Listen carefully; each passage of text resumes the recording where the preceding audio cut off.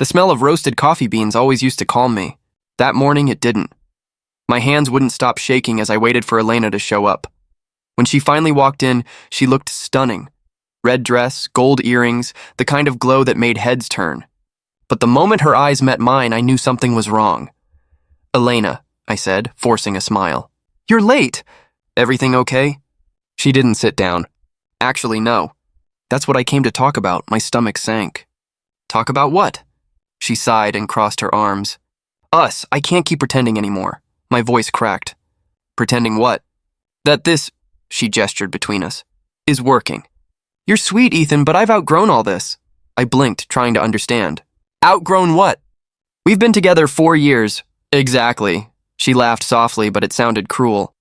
4 years and you're still struggling to pay rent. You keep saying things will get better, but when? "Elena, I'm trying. I'm getting interviews." "You know that interviews aren't results," she cut in. "I'm tired of waiting for your potential.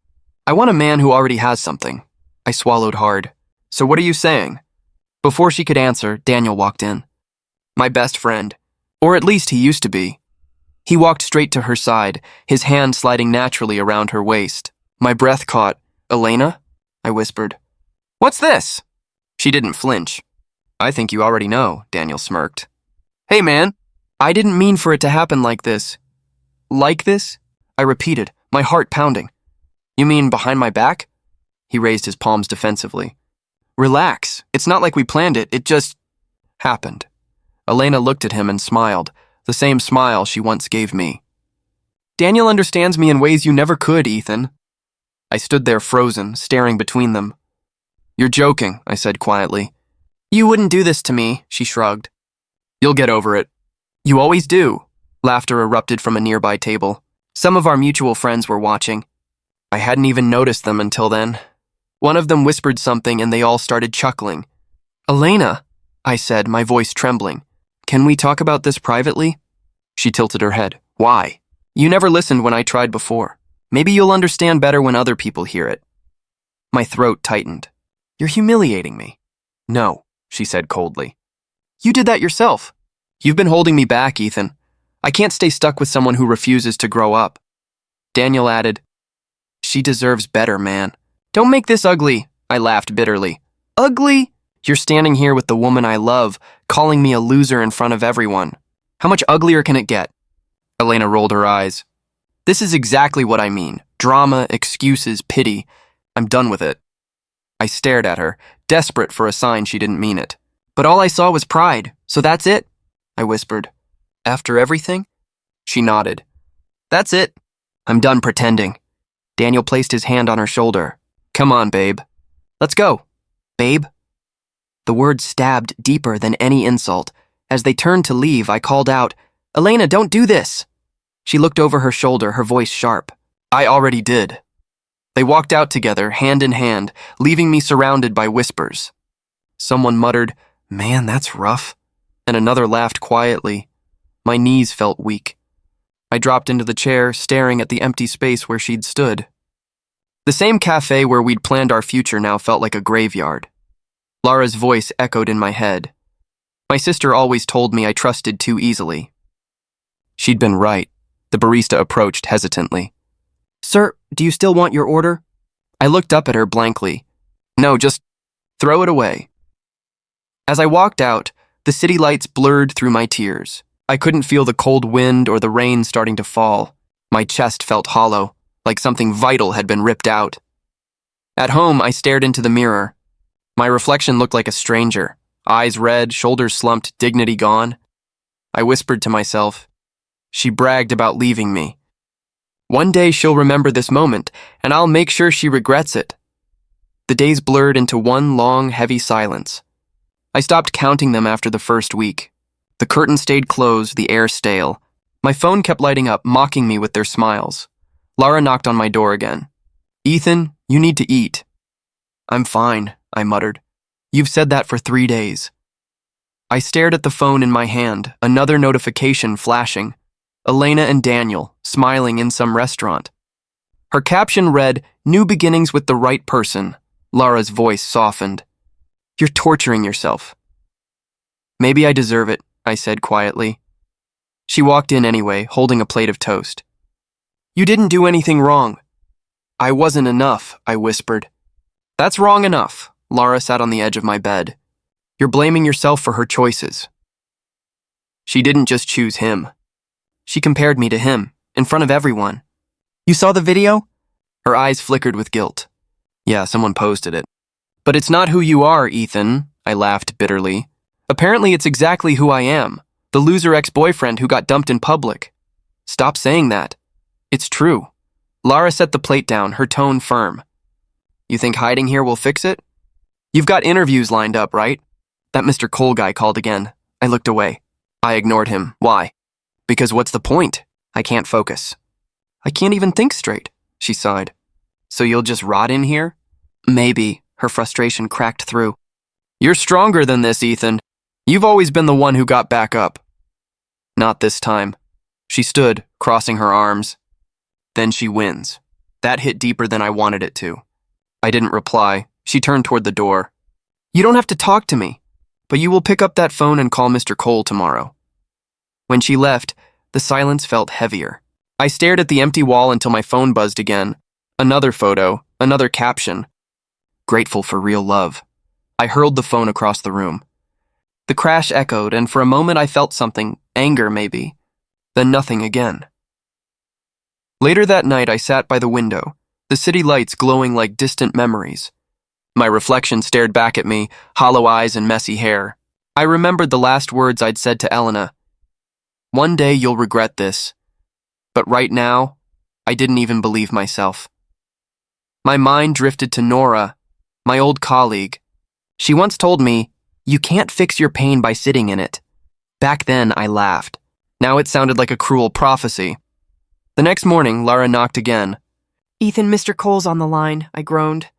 Tell him I'm not. Her glare cut through the door. You are talking to him. I picked up the phone reluctantly. Hello? Ethan Miller? A deep voice asked. Yes, sir. This is Mr. Cole from Archwell Consulting. We spoke briefly last month. Are you still interested in the analyst position? I hesitated. I'm not sure. He chuckled lightly. You sounded enthusiastic before. What changed? Life, I muttered, a pause. The unpredictable opponent. His tone softened. Listen, son, everyone gets knocked down. The real test is if you get back up before you're counted out. His words lingered after the call ended. I didn't know why, but they hit harder than I expected. Lara poked her head in. How'd it go? He offered to reschedule an interview. And, I said maybe. Maybe isn't yes. It's not no either. She smiled faintly. That's progress. I managed a weak smile back. By evening, I forced myself out of bed. The air felt strange, lighter almost.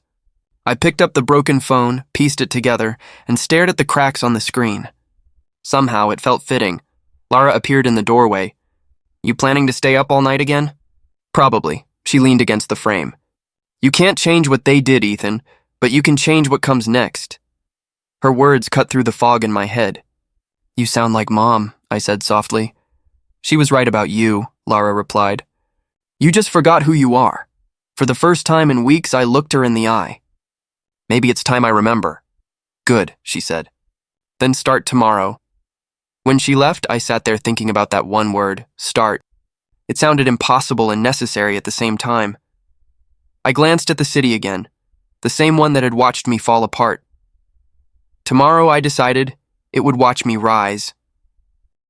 When I first walked into Archwell Consulting, my palms were sweating. The office smelled like ambition, coffee, ink, and stress.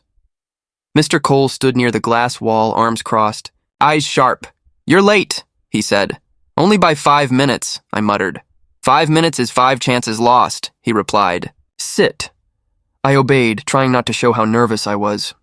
So, Ethan, he continued, you said you wanted a second chance. Tell me why I should waste mine on you.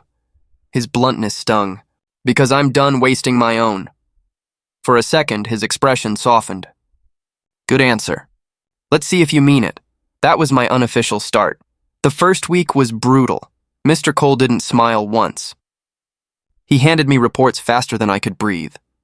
Deadlines don't care about your feelings, he'd say. I once complained, you expect perfection in 2 days? He shot back. No, I expect effort in one. Every word felt like a hammer, but it forged something inside me. On the fourth day, a guy dropped into the chair next to mine. You must be the new punching bag, he said, grinning. Ethan, I said, shaking his hand. Liam, he replied. Don't worry, Cole yells because he believes in you. When he ignores you, that's when you panic, I smirked. Comforting. Welcome to survival training, he laughed. That night, I stayed late trying to fix a data report. Mr. Cole walked by and saw the light still on. You're still here? I messed up the forecast file, I said. He leaned over my shoulder. And your solution is to sit here and sulk? I'm redoing it. Good. Redo it twice, I frowned. Twice? He straightened up. The first redo is for correction. The second is for mastery. Don't just fix mistakes. Understand why you made them. He left, and I realized I didn't hate him. I respected him. By the end of the month, something strange happened. I stopped checking Elena's social media. The urge was still there, but weaker. My mind was too busy chasing deadlines. One evening, Liam dropped by my desk. You're zoning out again. Just thinking. About her. Used to, I admitted. Now I'm thinking about the next presentation. He chuckled. That's progress, man. You're turning into one of us. Is that supposed to be good? Depends, he said, grinning. Do you like caffeine and regret? Love it already, he laughed. Then you'll fit right in. The next day, Mr. Cole called me into his office. You led the Thompson project briefing yesterday. Yes, sir. It didn't collapse. That's impressive. Thanks. I think? He smiled faintly. I'm serious. Most rookies panic under pressure. You didn't. I wanted to, I admitted. But then I heard your voice in my head saying, deadlines don't care about your feelings. He chuckled. Then maybe I'm not wasting my time. After that, I started to believe I could handle more. I volunteered for projects I barely understood. Sometimes I failed, sometimes I stumbled, but every time Mr. Cole made me explain what I learned. Failure isn't the problem, he said once. Stagnation is, I nodded. Then I'll keep moving. That's the spirit, he said. Now move faster. The office became my battlefield. Every spreadsheet felt like redemption, every email a step away from who I'd been. I started staying late by choice. The silence of the empty office didn't haunt me anymore. It motivated me. Liam once found me there at midnight. You trying to win Employee of the Century? Just trying to win against myself, I said. He sat beside me. I get that. You know, Cole likes you. I raised an eyebrow. You're joking. Nope. He only insults people he thinks have potential. That explains a lot. We both laughed. For the first time in months, the sound didn't feel forced. One evening, Mr. Cole stopped by my desk again. You've changed, he said simply. How so? You stopped making excuses. I stopped having time for them, I replied. He nodded approvingly. That's when growth happens, when you stop defending who you were. When he left, I leaned back in my chair, the hum of computers around me like quiet applause. I wasn't healed, not yet. But I wasn't broken the same way anymore either. Each night I stayed, I built something new, discipline, focus, belief. The old me waited in the shadows, whispering doubts. But the new me kept moving, and for the first time since that day in the cafe, I felt something close to peace. Not because I forgot what happened, but because I finally stopped letting it define me. 3 years. That's how long it took for me to rebuild from the ashes. Now my name sat on a glass door, Blake Innovations. Every morning I'd touch the letters as I walked in, reminding myself it was real. My company, my rules, my victory. I was in my office when Liam walked in, waving his phone. Ethan, you're trending, I frowned. Trending? Yeah, the business magazine article. They called you the silent storm of the tech world, I laughed. That's dramatic. You love it, he said. Come on, own it. Fine, I admitted, smiling faintly. It's surreal. Before I could enjoy it, my computer chimed. A new article link appeared in my inbox, forwarded by Elliot Shaw, a journalist I'd met during a conference. New project? Liam asked. Not exactly. I opened the link. The title hit me like cold water. Elena Moore's husband faces financial collapse. For a second, I couldn't breathe. Ethan? Liam's voice softened. You okay? I stared at the screen. Yeah, just surprised. He peered over my shoulder. Daniel Moore? Wait, is that the same guy who... Yeah, I interrupted quietly. The same. The article was brutal. Failed investments, lawsuits, bankruptcy. Elena's name appeared only once, in a quote defending her husband. I scrolled further, numb. Photos of their old parties, vacations, designer smiles. Then nothing but silence. Liam leaned back. Wow! Karma has Wi-Fi! Don't, I said, my tone sharper than I meant. He raised his hands. Sorry, just saying. Life's got an interesting sense of humor. I nodded, forcing a breath. Yeah, interesting. Later that day, Elliot called. Ethan, you saw the article? I did, I said. You okay? I wasn't sure how close you were to her. Not close at all anymore, I replied. Just history. He laughed softly. Still poetic history. You're climbing while her world's falling apart. I didn't climb for revenge, I said, though the words tasted hollow. No one ever does, Elliot replied. But it's funny how success finds the ones who've been wronged. I hesitated. You make it sound like fate. Maybe it is, he said. Anyway, I'm doing a follow-up on rising entrepreneurs. Mind if I feature you again? Go ahead. Good, just don't pretend you're humble. You earned every inch of this climb. When the call ended, I sat in silence. My office was bright, the skyline stretched before me, but my mind drifted back to that cafe, to Elena's smirk, to Daniel's hand holding hers. I thought I'd buried it. But pain doesn't die. It waits. Later that evening, as I left the building, I passed a billboard with my company's logo. I stopped, staring up at it. The reflection of the city lights shimmered across the glass, like ghosts of my past watching me. My phone buzzed again. Another message from Elliot. Check the comments section. I opened the article. Dozens of readers were debating the story, but one comment stood out. It's strange how life turns. I once knew Ethan Blake. He was kind, genuine. I hope he's still the same. The username, E. Moore. My pulse quickened. I reread it 5 times. It could have been anyone, but I knew. I called Liam immediately. Did you see the comment on Elliot's post? No, why? Elena commented. He whistled. No way, after 3 years?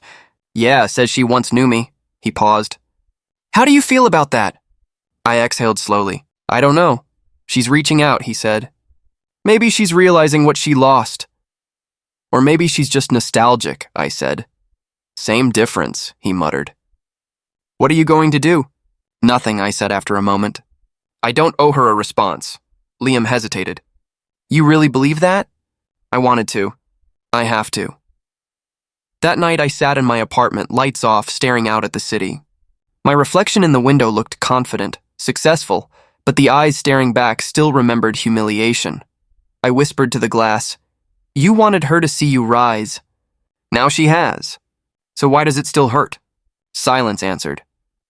Hours later, I turned off my phone and let the darkness take over. I'd told everyone I felt nothing. Maybe they believed me, but as I lay there, the truth pressed harder than ever. I still wanted her to regret it. The auditorium buzzed with energy. Cameras flashed, and the scent of fresh coffee mixed with nerves and ambition. I adjusted my tie as Maya handed me the mic.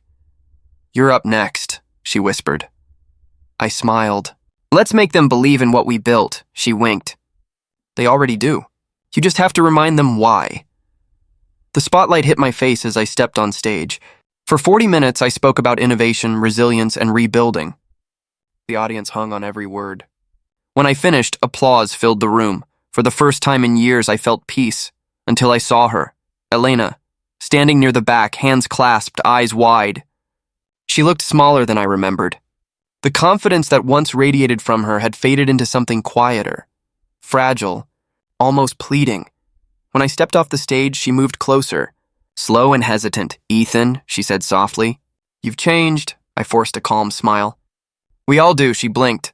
I, saw the article about your company. It's impressive. Thank you. Her eyes flickered nervously. You look different too, stronger, I nodded. Success tends to replace sleepless nights. She winced at my tone. I deserved that. I didn't say it for you, I said quietly. It's just the truth. She took a shaky breath. I came here with Daniel. He wanted to meet you. He thought maybe, Ethan, I turned. Daniel approached with a strained grin. His once polished suit hung loose, his eyes hollowed by exhaustion. Man, it's been forever, he said, trying to sound cheerful. 3 years, I corrected. Not forever. He laughed awkwardly. Right, 3 years. You've done well for yourself. I've worked hard, I said evenly. He nodded, glancing at Elena, then back at me. Listen, I won't waste your time. I've been following Blake Innovations. You've built something strong. Maybe we could collaborate, I raised an eyebrow. Collaborate? Yes, he said quickly. A joint venture. I've got ideas, clients, just need the right partner to get back on track. I studied him. The man who once gloated about upgrading from me now stood before me, desperate, grasping for stability. What happened to your company, Daniel? I asked quietly. He hesitated. Just bad luck. Market shifted. Investors pulled out. You know how it is. Luck's a funny thing, I said. It disappears when arrogance replaces effort. His face tightened. You think I'm arrogant? I think you were, I said calmly. But maybe failure teaches humility. He forced a chuckle. So you're not interested? No, I said simply. Elena stepped in. Ethan, please. He's just trying to rebuild. I looked at her. I remember when I tried to rebuild too. Except I didn't have anyone to clap for me back then. Her lips trembled. That's not fair. Neither was what you did, I said quietly. The silence between us stretched like glass about to shatter. People nearby pretended not to listen, but their eyes lingered. Daniel sighed. I get it. You want to see me fail, I shook my head. No, I don't care if you fail or succeed. I just won't be part of either. He extended his hand anyway. Still, congratulations. I looked at it, then shook it lightly. His grip was weak, trembling. When he pulled back, I could see the defeat in his eyes. Elena, he muttered. Let's go. She hesitated, looking at me one last time. You really changed, Ethan. I had to, I said. Pain is a great teacher, she swallowed hard. I miss the man you were. I met her gaze. He's gone. You buried him. Her eyes filled, but she turned away. Daniel guided her toward the exit, his shoulders hunched. As they disappeared into the crowd, Maya appeared beside me, holding 2 cups of coffee. Everything okay? I exhaled. Yeah, just ghosts, she frowned. You look like you saw one. In a way, I did. She handed me a cup. Then drink. Ghosts don't deserve that much space, I smiled faintly. You're right. As the conference lights dimmed and applause rose for the next speaker, I watched the exit door close behind Elena. 3 years ago, I begged her not to humiliate me. Now she stood small, silent, and ashamed. I didn't feel rage or triumph, just quiet closure. For the first time, I didn't want revenge. I wanted distance, and I already had it. Her message came late at night. Just one line, can we talk? I stared at it for a long time before replying. Where? She sent an address, a quiet cafe on the edge of downtown. Curiosity won over logic. When I arrived, she was already there. No jewelry, no makeup. Just a faded gray sweater and a paper cup clutched between trembling hands. Ethan, she whispered, standing halfway before sitting again. Thank you for coming. I wasn't sure I would, I said, taking the seat across from her. She looked down. I wouldn't have blamed you if you hadn't. Silence lingered, broken only by the hiss of the espresso machine. I saw the news, she said softly. Daniel's company collapsed. You probably did too. I did, I replied. I also saw he filed for bankruptcy. Her lips trembled. He left me, I leaned back. That didn't take long, she flinched. You don't have to sound so satisfied. I'm not, I said calmly. Just stating facts, her eyes glistened. He said I was useless, that I only cared about appearances. Maybe he's right, I said nothing. She twisted her ringless finger. I thought money would keep everything stable. I thought love could be replaced with success. And? I asked quietly. She gave a hollow laugh. Turns out both disappear when your pride starts to crack. I watched her carefully. Why tell me this, Elena? Because you're the only one who'll listen. That's ironic, I said. I deserve that. She exhaled shakily. My father cut me off. He said I embarrassed the Moore name. I begged him to forgive me, but he said I made my bed. David Moore never liked failure, I said. Neither did you, she murmured. I learned from it, I replied. You ran from it, tears welled in her eyes. I ran from you. That was my first mistake, I didn't respond. She searched my face like she was looking for the man I used to be. I remember when you said you'd prove me wrong, she whispered. You did, completely. I sipped my coffee. Was that what you wanted to say? No, her voice cracked. I wanted to say I'm sorry. I raised an eyebrow. For what? Leaving me? Mocking me? Or watching me fall apart and pretending you didn't care? She winced. All of it. Sorry doesn't fix what it destroyed, I said quietly. I know. She wiped her cheeks. But maybe it helps me breathe again. Then breathe, I said.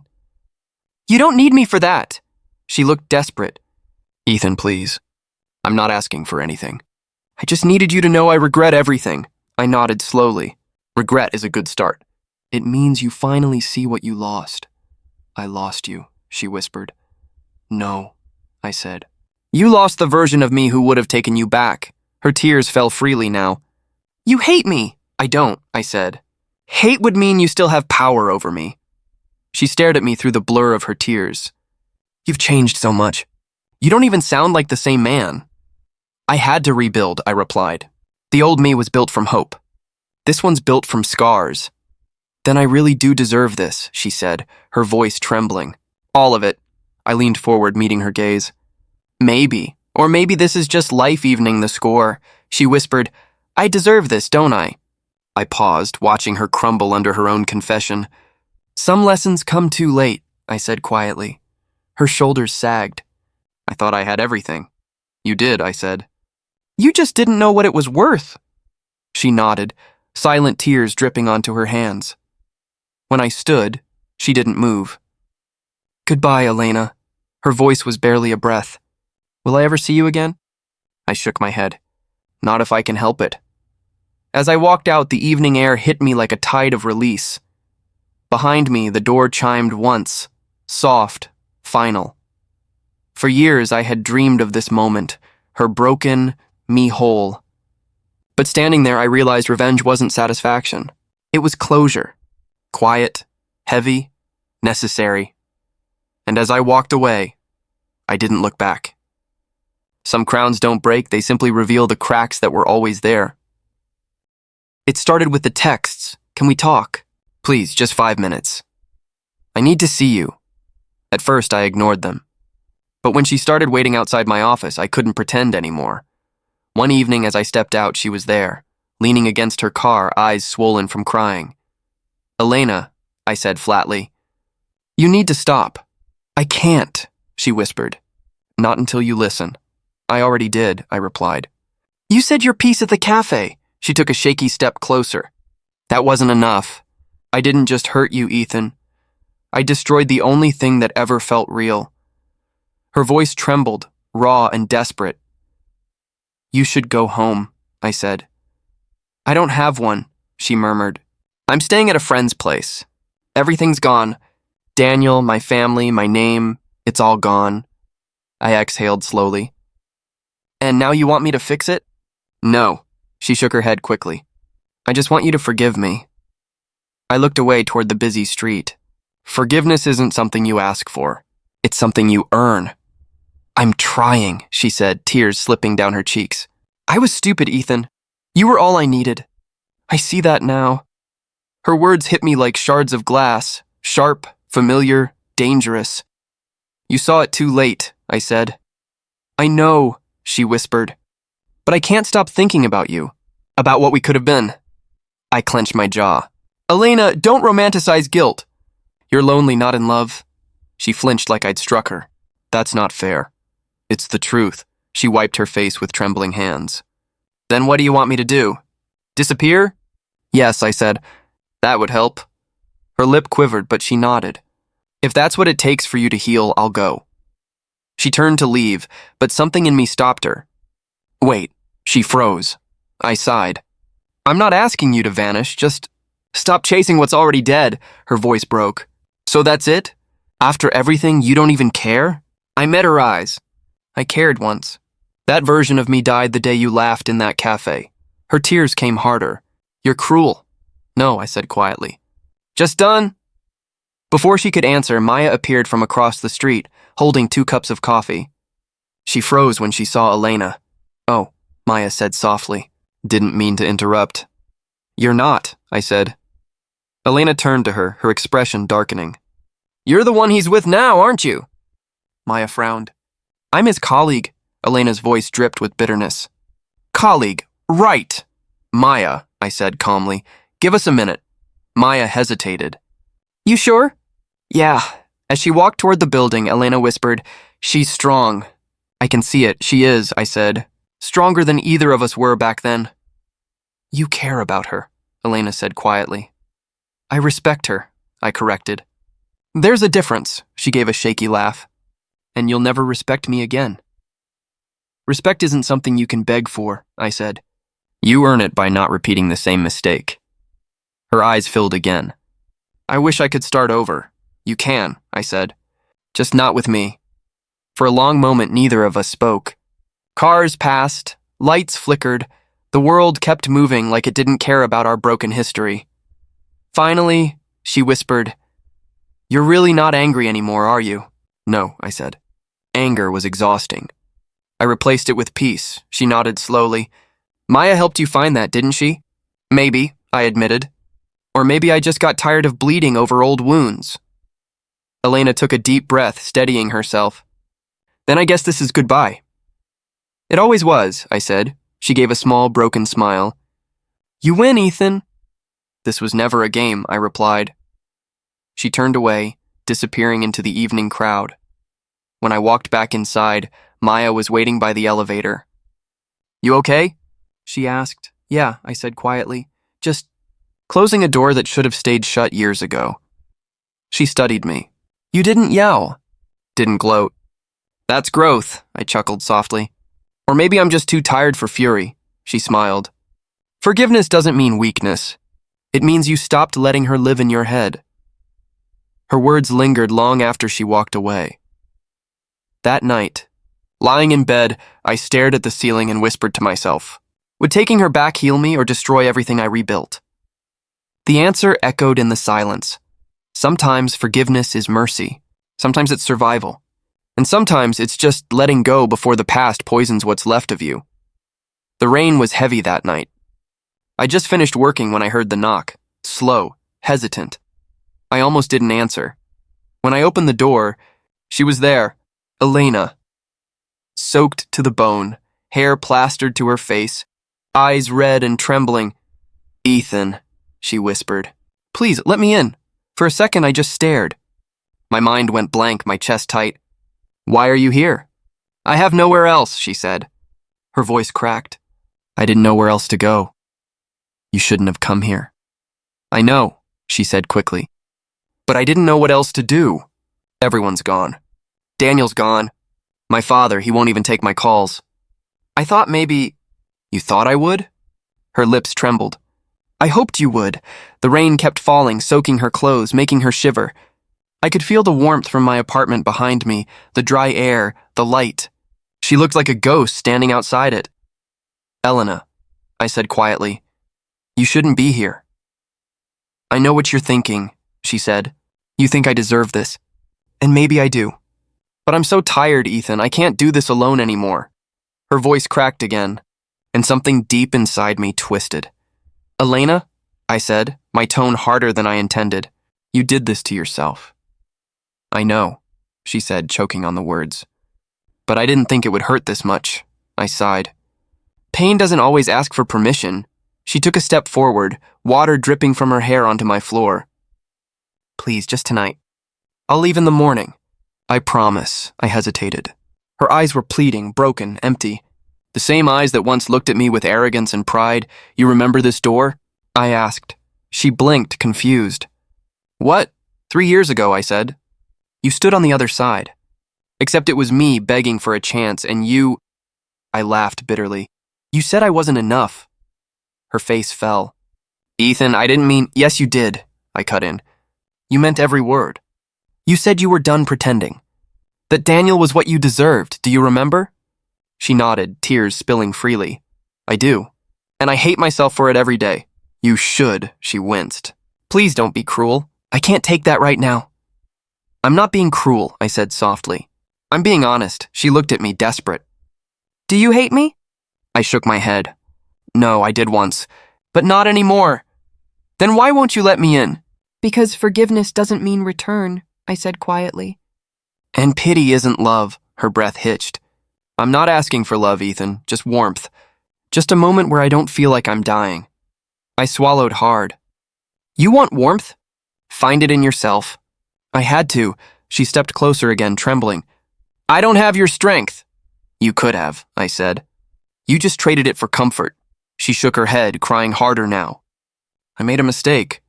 I know that. But please, Ethan, not tonight. Don't turn me away like this. I looked at her, so fragile, so small, so far from the woman who once stood above me with pride.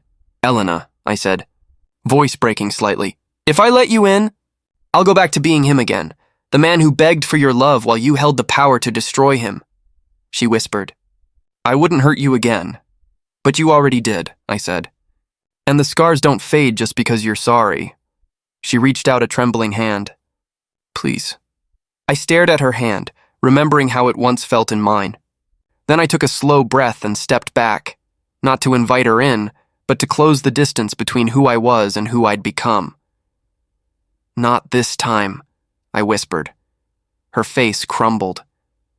Ethan, please. The rain grew louder, drowning her words. I'm sorry, I said. She shook her head, sobbing. Don't do this, please, I have no one else. I looked into her eyes one last time, the eyes that once looked down on me, and gently closed the door. No slam. No final words, just silence. Behind the door, I leaned against the wall, breathing heavily. The sound of rain against the metal echoed like a heartbeat. Her sobs faded. For years I dreamed of this moment, of having the power she once held. But standing there, all I felt was sorrow. Not victory. Not revenge. Just the heavy quiet of closure. Some doors, I realized, aren't meant to open again, and some goodbyes are best spoken without a word. For days, I couldn't shake the image of her at my door, the rain, the tears, the way she whispered my name like it still meant something. Maya noticed it first. You've been quiet lately, she said, leaning on my office door. Still thinking about her? I looked up from my desk. A little, she folded her arms. You don't have to lie. You look like someone who's trying not to feel anything. I'm not lying, I said. I just don't know what to feel. Then that's something, she said softly. Feeling nothing means you're finally free. I gave a faint smile. Maybe, but freedom feels strange when you've been trapped for so long. She came closer, sitting across from me.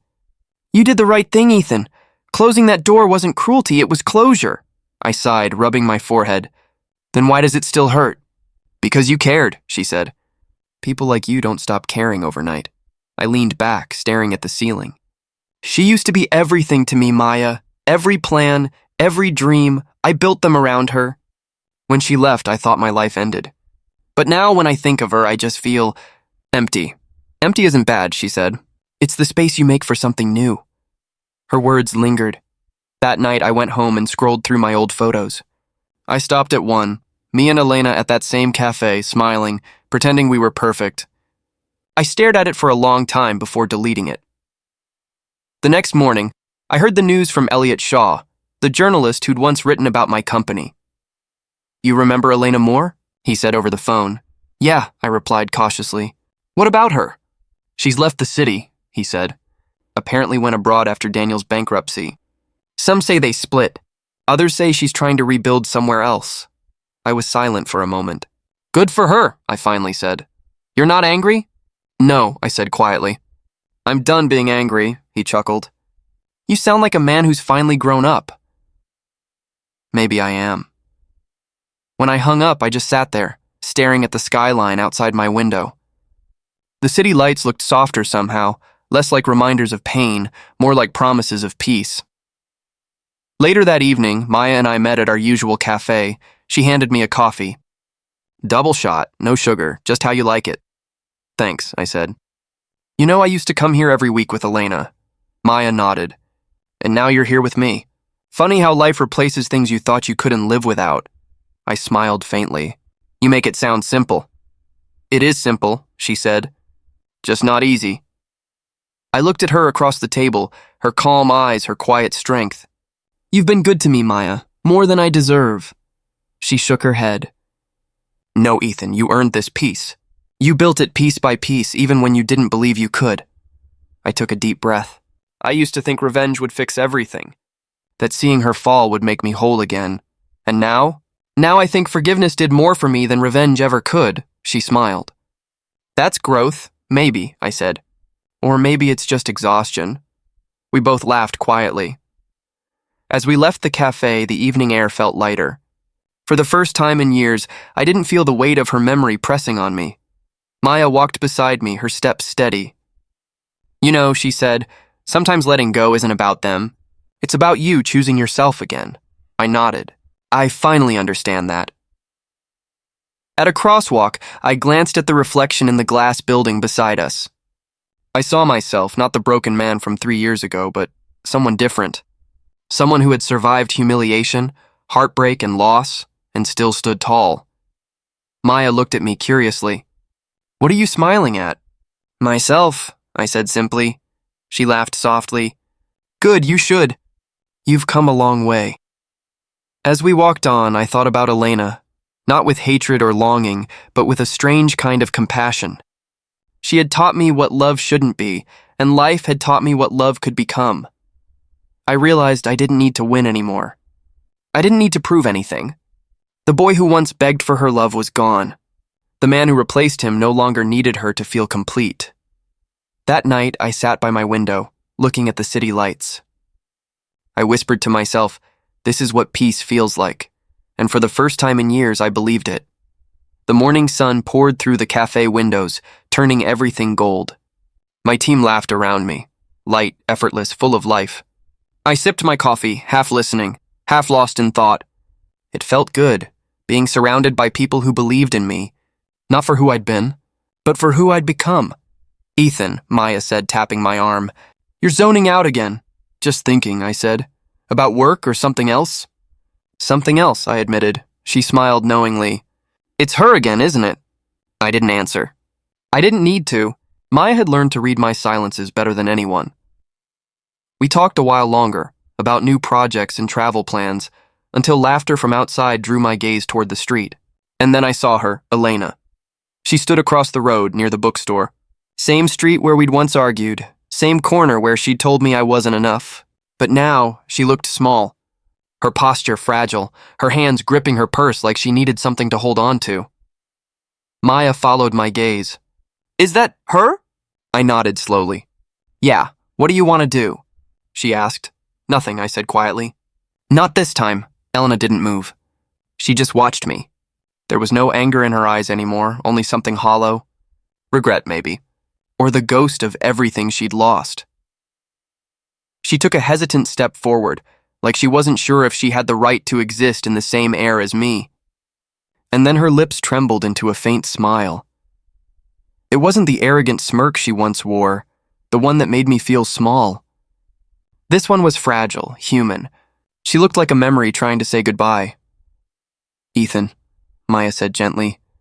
She's waiting for something. Maybe a reaction. I know, I murmured.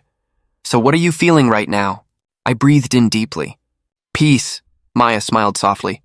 That's a good sign. My chest felt warm, not heavy. I remembered that same street years ago, me chasing after her car, shouting her name in the rain. And now, no rain, no shouting. Just sunlight and silence.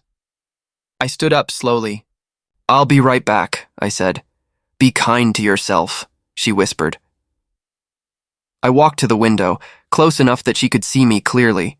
Our eyes met again. For a moment, it felt like time folded, like every version of me that ever hurt was standing there beside me, finally at rest. She mouthed something. I couldn't hear it, but I knew the shape of her lips. I'm sorry, I smiled. Not out of love, not out of victory, but out of acceptance. A quiet smile that said, it's over. Her eyes glistened. She lifted her hand and waved once, small and trembling, before turning away. I watched her walk down the street until the crowd swallowed her completely, and just like that, the chapter closed. When I turned back, Maya was still watching me. "You okay?" "I think so," I said. "Actually." "I know so," she tilted her head. That smile looked different. "It feels different," I said. For the first time, it's not pretending. We stepped out of the cafe together. The air smelled of roasted beans and fresh pavement, and the light hit my face in a way that made everything feel new. "Funny," I said, glancing at the same door I used to wait beside. How doors can mean so much. "How so?" Maya asked. "I used to beg for one to open," I said. "Now I'm grateful for the ones I closed." She smiled. "That's growth, Ethan," I nodded. "No, that's freedom." We walked toward the crosswalk, the city buzzing with life. I caught my reflection in a glass window, a man standing tall, not haunted by the past. I didn't look broken anymore. I looked whole. At that moment, I whispered to myself, "You bragged about leaving me, Elena." "But thank you." Maya looked over. "What did you say?" "Nothing," I said, smiling. "Just talking to a ghost," she chuckled. "Well, whoever she was, she's finally gone, right?" "Yeah," I said. "She's gone. And I'm still here."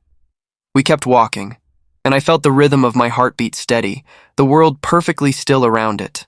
For the first time in years, I didn't need to look back. That smile she saw across the street, it wasn't for her. It was for the man I finally became.